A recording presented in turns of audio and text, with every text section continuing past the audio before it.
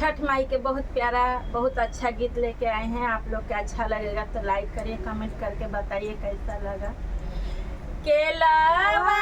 जे फरेला घेवद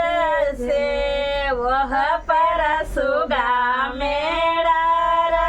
वह पर सुगा मेरा सुगावा के मरब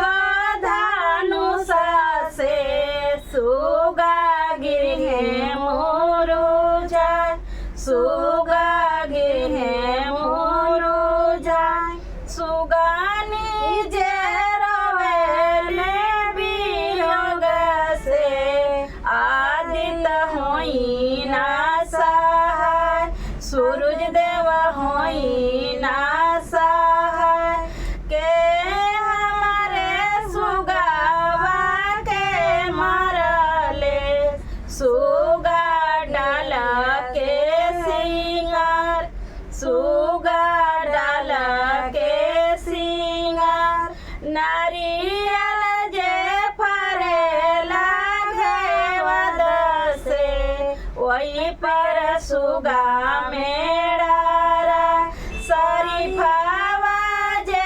फरेला घेवद से ओह पर सुगा मेरा सुगावा के मरब धनुष से सुगा गिरहे मुरुझा सुगा गिरहे मुरुझा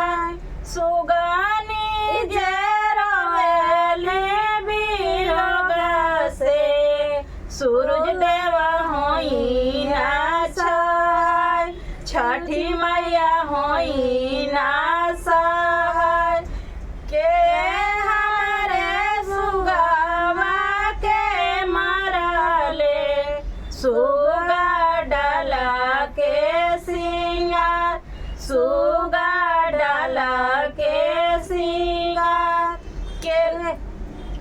शरीफा से फरेला घेवद से ओह पर सुगा मेरा पेरू जे फरेला घेवद से ओह पर सुगा मेरा सुगावा के मरब धनुष से सुगा गिरहे मुरुझा सुगा गिरहे मुरुझा सुगानी जे रोवेला वियोग से आदित्य देव होई ना सहाय सूरज देव होई ना सहाय छठी मैया होई